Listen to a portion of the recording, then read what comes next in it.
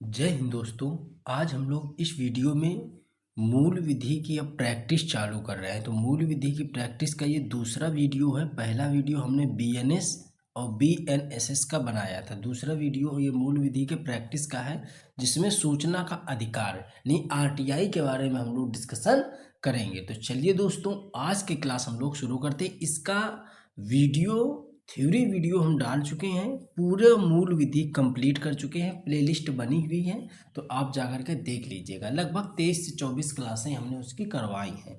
तो अब इसका हम लोग थ्योरी पोर्शन कंप्लीट होने के बाद अब हम लोग सिर्फ क्या करेंगे, प्रैक्टिस अच्छे से कंप्लीट करेंगे। तो चलिए दोस्तों, देखते हैं, शुरू करते हैं आज की क्लास। उससे पहले जितने लोग चैनल पर नए हैं उस चैनल को सब्सक्राइब करके ज़रूर रख लें, बेल आइकन को प्रेस ज़रूर करें, ताकि वीडियो जितने डालेंगे उसका नोटिफिकेशन आपको समय पे मिलता रहेगा। तो चलिए आज की क्लास हम लोग देखते हैं। तो क्वेश्चन है, इसमें पीवाईक्यू को भी हमने सम्मिलित किया है, जो यूपीएसआई के एग्जाम में पूछे भी गए थे। देखिए अगला क्वेश्चन है हमारा, सूचना का अधिकार यानी आरटीआई अधिनियम के प्रावधानों के मुताबिक प्रथम अपीलीय प्राधिकारी से संतोषजनक उत्तर न मिलने पर कितने दिनों के भीतर कोई भी व्यक्ति मुख्य चुनाव सूचना आयुक्त के पास अपील दर्ज करा सकता है। कहने का मतलब ये है कि अगर आपने पहली बार आरटीआई डाली, फर्स्ट बार डाली, पहली बार अगर आपने आरटीआई डाली, तो पहली बार सभी जानते हैं कि आरटीआई 30 दिन के अंदर उसका जवाब देना होता है, 30 दिनों के लिए। अगर ये जवाब नहीं मिला तो दूसरी आप कब डाल सकते हैं, अपील दर्ज कर सकते हैं। दूसरे का समय होता है 90 दिन। तो याद रखिएगा, पहले 30 दिन, दूसरे का 90 दिन, तो 90 दिन इसका सही जवाब क्या हो जाएगा, 90 दिन। ये बिल्कुल डाटा आप याद रखिएगा। जो लोग पेड बैच में जुड़े थे उन लोगों ने अच्छे से आरटीआई कंप्लीट करा होगा, उसमें हमने ये चीज़ें बताई हैं। अगर कोई चीज़ मिस हो जाए तो जब प्रैक्टिस किया करो, आपने पढ़ तो रखा ही होगा, जब प्रैक्टिस किया करो तो वो फाइल खोल लिया करो आराम से, जो चीज़ नहीं लगा करे तो उसको वहीं पे नोट डाउन कर लिया करो। चलिए अगला क्वेश्चन हम लोग देखते हैं। आरटीआई आवेदन दायर करने के लिए आयु मापदंड कितनी है? तो आरटीआई आवेदन दायर करने के लिए आयु मापदंड कितनी है, या फिर आयु मापदंड क्या है? 18 वर्ष या उससे अधिक, 45 वर्ष या उससे अधिक, 16 वर्ष या उससे अधिक, कोई आयु सीमा नहीं है।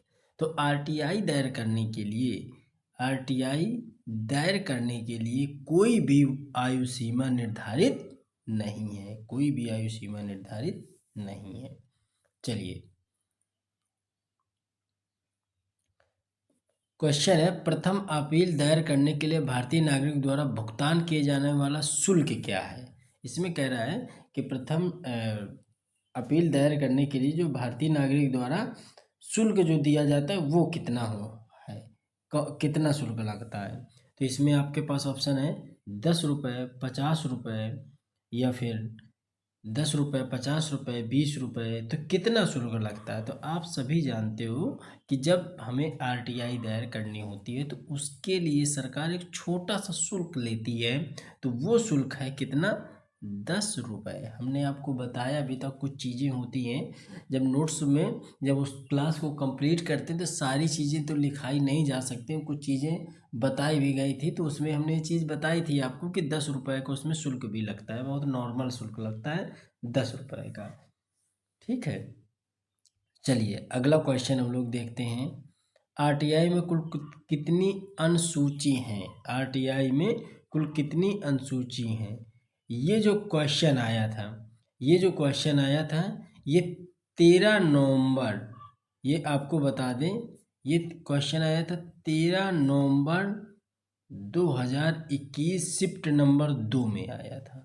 अब आप समझ लो, डिक्टो क्वेश्चन है, यही वो क्वेश्चन है जो आपके एग्जाम में पूछा गया था। आरटीआई में कुल कितनी अनुसूचियां हैं? तो आरटीआई में कितनी अनुसूचियां हैं? तो आरटीआई में मात्र 2 अनुसूचियां हैं। कितनी हैं? 2 अनुसूचियां आरटीआई में हैं। कितनी हैं? 2 अनुसूचियां हैं। अध्याय कितने हैं? अनुसूची कितनी हैं? 2 हैं। अध्याय कितने हैं? अध्याय 6 हैं। और धाराएं कितनी हैं? तो आप सभी जानते हो, धाराएं 31 हैं। धाराएं कितनी हैं? 31 हैं। तो ये डाटा आप एक साथ इसको अच्छे से नोट कर सकते हो, कहीं पे लिख सकते हो कहीं पे। अगर आपको पूरा एसआई का कंप्लीट बैच चाहिए, बुकलेट चाहिए, कंप्लीट का नोट्स चाहिए जीए जीके का, तो आप ये बैच ज्वाइन कर सकते हो। 4 कंप्लीट आपको इसमें पीडीएफ नोट्स मिलेंगे, जिसमें से यूपी स्पेशल कंप्लीट होगा, मूल विधि संविधान कंप्लीट होगा, पूरा सामान्य अध्ययन होगा विद स्टैटिक, और सॉल्व पेपर होंगे पिछले साल के जितने भी एग्जाम आपके यूपीएसआई के हुए हैं। तो ये आप ले सकते हो पूरा बैच। अगर आपको सिर्फ मूल विधि चाहिए तो मूल विधि मिल जाएगा, संविधान चाहिए तो संविधान मिल जाएगा। अभी ऑफर में बैच चल रहा है तो आप ज्वाइन कर सकते हो। आपको जीएस रिव्यू के नाम से एप्लीकेशन सर्च करनी है, प्ले स्टोर में मिल जाएगी, वहाँ से आप कर लेना, या डिस्क्रिप्शन में वीडियो के लिंक लगाएंगे तो वहाँ से आप ज्वाइन कर लीजिएगा। चलिए अगला क्वेश्चन हम लोग देखते हैं। आरटीआई लागू करने वाला विश्व का पहला देश कौन सा है? ऑप्शन आपके पास अमेरिका, ब्राज़ील, भारत, स्वीडन। तो बताइए आरटीआई लागू करने वाला विश्व का सबसे पहला देश कौन सा है? विश्व का सबसे पहला देश कौन सा है? तो कौन सा है? हमने आपको बताया था आरटीआई लागू करने वाला विश्व का पहला देश स्वीडन है। कौन सा है? विश्व का पहला देश स्वीडन है। चलिए अगला हम लोग देखते हैं। लोकसभा के मामले में सूचना का अधिकार अधिनियम 2005 के प्रयोजन के लिए सक्षम अधिकारी, क्या सक्षम अधिकारी है? किसके मामले में? लोकसभा के। ये कीवर्ड है, इनको हमें ध्यान देना होगा। कौन है? भारत सरकार के मुख्य सचिव, महासचिव, लोकसभा, प्रधानमंत्री या अध्यक्ष। तो कौन है? अध्यक्ष होता है। कौन होता है? अध्यक्ष इसका सक्षम अधिकारी होता है। चलिए अगला हम लोग देखते हैं। आरटीआई में कुल कितनी धाराएं? तो अभी आपने आपको बताया कुल 31 धाराएं हैं, 2 अनुसूची हैं, 6 अध्याय हैं, 6 अध्याय हैं। ये आपको डाटा याद करना है। इस तरीके से एप्लीकेशन का इंटरफेस है। जब आप ऐसे जीएस रिव्यू एप्लीकेशन ओपन करेंगे तो ऐसे इंटरफेस खुलेगा और यहीं पे आपको पेड बैच दिख जाएगा। अगला हम लोग देखते हैं। लोक सूचना अधिकारी या सूचना का अधिकारी अधिनियम के तहत, सूचना का अधिकार अधिनियम के तहत विनिर्दिष्ट अवधि के भीतर सूचना प्रार्थी को सूचना देने में असफल हो तो उसे कहा जाता है, वेरी इंपॉर्टेंट, बहुत इंपॉर्टेंट क्वेश्चन है, उसे क्या कहा जाता है? उसको क्या कहा जाता है? अवमानना, सूचना स्थिर, समय समाप्त या मनित अस्वीकृति। तो क्या कहा जाता है उसको? तो उसके लिए एक शब्द गढ़ा गया है, मनित अस्वीकृति। ये क्या होता है? अगर आपसे ये पूछ लें कि ये क्या होता है मनित अस्वीकृति, तो अगर लोक सूचना अधिकारी या सूचना अधिकार अधिनियम के तहत विनिर्दिष्ट अवधि के भीतर सूचना प्रार्थी को सूचना देने में असफल हो जाता है तो उसको मनित अस्वीकृति के रूप में जाना जाता है। चलिए अगला क्वेश्चन हम लोग देखते हैं। इस तरीके से भी क्वेश्चन आपके पेपर में काफ़ी आते हैं, तो इसको हम लोग देखने वाले हैं कि इसमें क्या सही है। अब सबसे पहले हमको कथन और इसमें दिए गए ABCD करके उन्हीं में आपको कलेक्ट करना है। जैसे निम्नलिखित में से कौन सा कथन सूचना का अधिकार अधिनियम के उद्देश्यों के संबंध में सत्य है? सही वाला, सूचना के मौलिक अधिकार को संचालित करना, ये ए नंबर पे। बी नंबर पे उन प्रणालियों व तंत्रों को स्थापित करना जो सूचना को सुगम बनाने में सहायता करते हैं। सी नंबर है शासन में पारदर्शिता और जवाबदेही को प्रोत्साहित करना, सरकारी कार्यालय में भ्रष्टाचार व असक्षमता को न्यूनतम करना तथा शासन और निर्णय में लोगों की भागीदारी सुनिश्चित करना। तो इसमें क्या है? तो आपने समझा कि आरटीआई के उद्देश्य क्या है, तो हमने आरटीआई को उद्देश्य को भी बताया था। तो यह एक मौलिक अधिकार को भी संचालित करता है मौलिक अधिकार के रूप में। ये सही है, ये भी सही है। इसके चारों ऑप्शन आपके लिए क्या हैं? बिल्कुल सही लिखे गए हैं। तो इसका सही जवाब हो जाएगा डी नंबर। इस तरीके के क्वेश्चन आप जरूर पढ़ लीजिएगा। क्वेश्चन इसी तरीके से फ्रेम करता है यूपीएसआई में। ज़्यादा से ज़्यादा प्रैक्टिस करेंगे तो आपको चीज़ें अच्छे से और समझ में आएंगी। चलिए अगला देखते हैं। सूचना का अधिकार यानी आरटीआई अधिनियम के अनुसार यदि मांगी गई जानकारी एक व्यक्ति के जीवन और स्वतंत्रता, देखो इम्पोर्टेंट सिग्नल हम ये है आपके लिए कि जीवन और स्वतंत्रता से संबंधित क्या जीवन और स्वतंत्रता से संबंधित है तो जन सूचना अधिकारी को भीतर अनिवार्य रूप से आरटीआई का कितने दिनों के भीतर अनिवार्य रूप से आरटीआई का जवाब देना होगा। बहुत इंपॉर्टेंट है, इसको वीवीआई लगाइएगा। इंपॉर्टेंट है कि अगर कोई आरटीआई दायर कर रहा है और उसमें उस व्यक्ति के जीवन और स्वतंत्रता से संबंधित मुद्दा है तो कितने दिन के अंदर सूचना अधिकारी को उसकी सूचना देनी होगी। आपके पास ऑप्शन दिए हैं 1 दिन, 2 दिन, 5 दिन, 10 दिन। तो आपको बता दें कि अगर इस तरीके से कोई सूचना का मुद्दा आता है तो उसको 48 घंटे का समय मिलता है, यानी कि 2 दिन। कितना? 2 दिन के भीतर उसको जवाब देना होता है। तो ये आपने अच्छे से समझा होगा। जब किससे जुड़ा मुद्दा हो, जीवन और स्वतंत्रता से जुड़ा मुद्दा हो, तब ये बात आप याद रखिएगा। ये बात आप याद रखिएगा, किससे? जब जीवन और स्वतंत्रता से जुड़ा मुद्दा हो। चलिए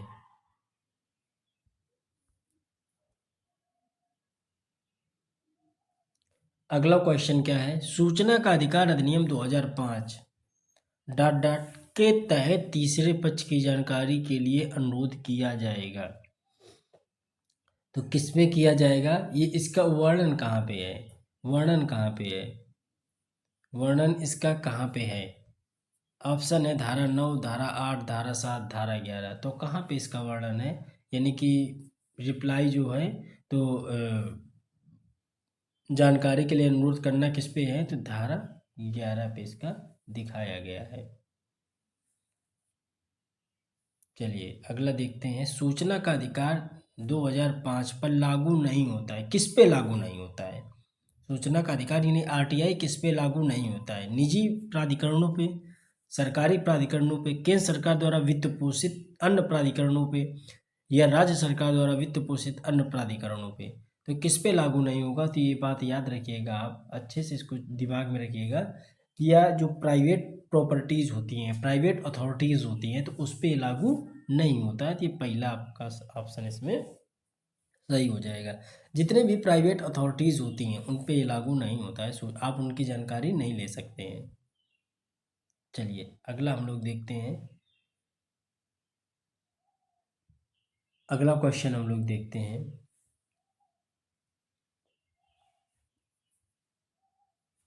कि डॉट डॉट के तहत सूचना का अधिकार अधिनियम यह प्रावधान करता है कि यदि व्यापक जनहित में किसी प्रकार के प्रकटीकरण की आवश्यकता होती है तो किसी व्यापार रहस्य को प्रकट किया जा सकता है। इम्पोर्टेंट है, ये भी पूछा गया क्वेश्चन है। ठीक है, तो किस पे है?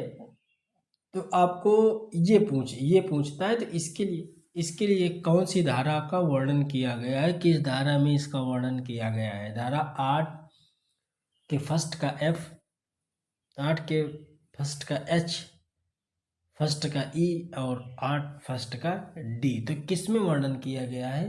तो जो धारा इसमें 8 फर्स्ट के D में इसका वर्णन किया गया है।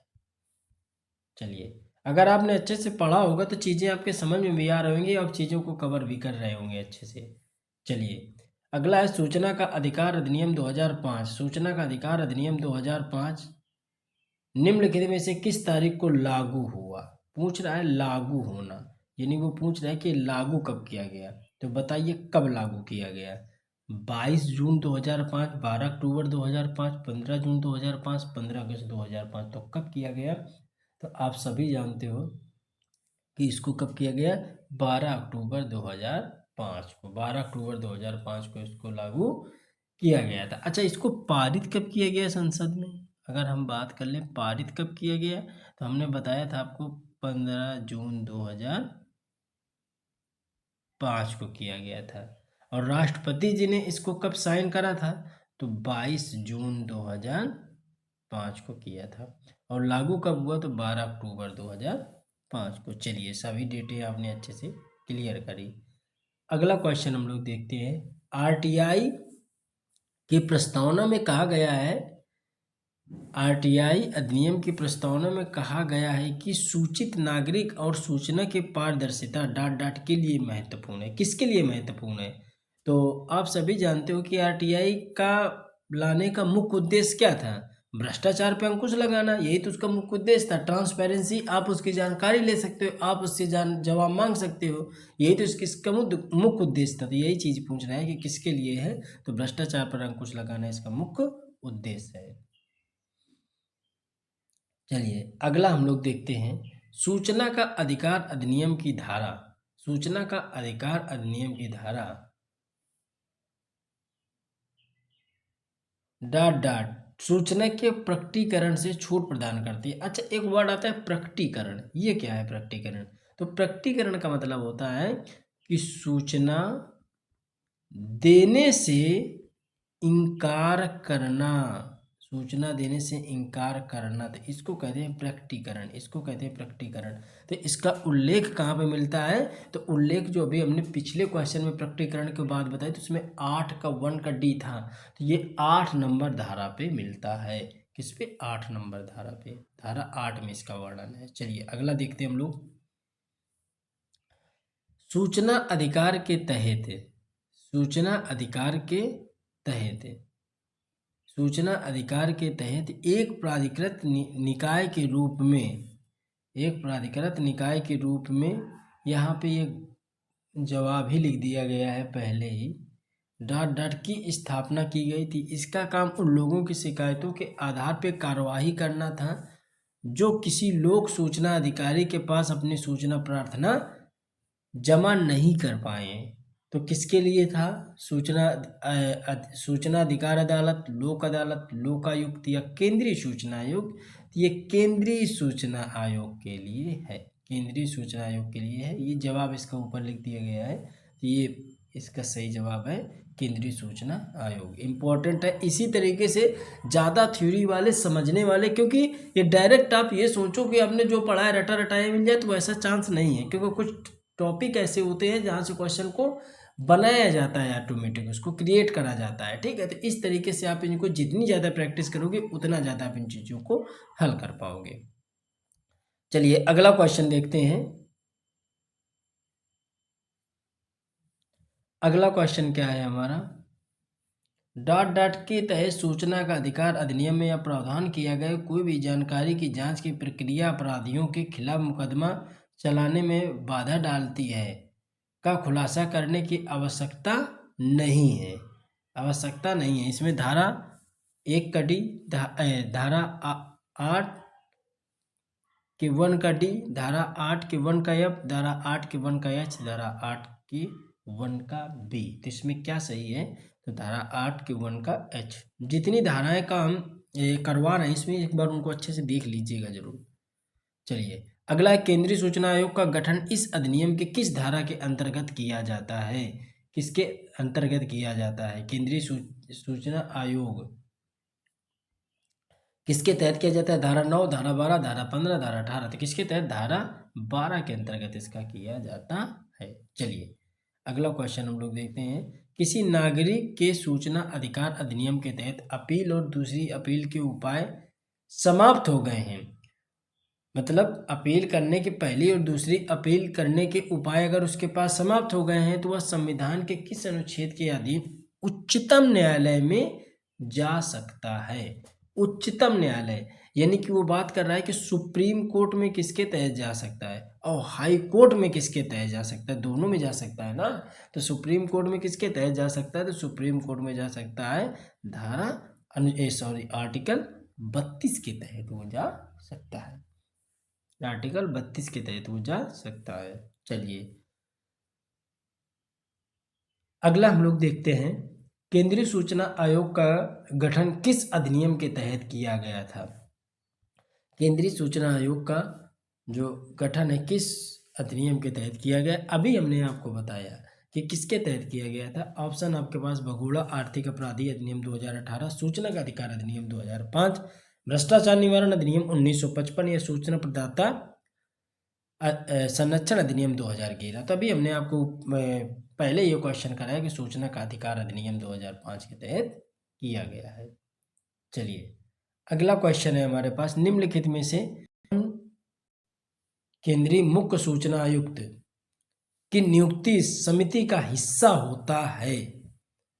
इंपॉर्टेंट क्वेश्चन है, इसको ध्यान से पढ़िए। कह रहा है केंद्रीय मुख्य सूचना आयुक्ति की जो नियुक्ति होती है उस समिति का हिस्सा होता है। आपके पास ऑप्शन है, आपके पास जो ऑप्शन दिए गए हैं ऑप्शन के अकॉर्डिंग हमको ये देखना है। तो पहला है प्रधानमंत्री, लोकसभा में विपक्ष का नेता, राज्यसभा के भारत के मुख्य न्यायाधीश या भारत के राष्ट्रपति। इसमें PQ करके दिए हैं तो ये भी याद रखिएगा। तो कौन इसका हिस्सा होता है, कौन इसका हिस्सा होता है, तो आप सभी जानते हो कि इसका जो हिस्सा होते हैं वो कौन कौन से लोग होते हैं। तो सबसे पहले देख लो कि इसमें भारत का राष्ट्रपति तो सम्मिलित नहीं होता है, ये सम्मिलित नहीं होता है, न्यायाधीश भी सम्मिलित नहीं होता है। तो अब कौन कौन बचा इसमें, प्रधानमंत्री और लोकसभा में विपक्ष का नेता, ये। तो इसमें P और Q सही है, तो P और Q इसका सही जवाब हो जाएगा।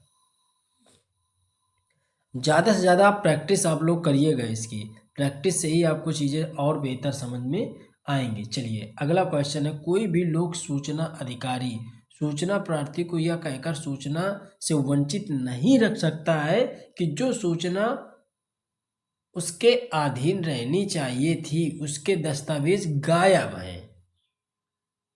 इसे लोक अभिलेख अधिनियम 1993 का उल्लंघन माना जाएगा और इसमें अधिकतम कितने साल की सजा का प्रावधान है। तो आपको बता दें कि अगर इस तरीके का मामला आता है तो उसके लिए सजा का प्रावधान कितना है, 2 साल, 1 साल, 5 साल, 3 साल। तो कितना है, 5 वर्ष।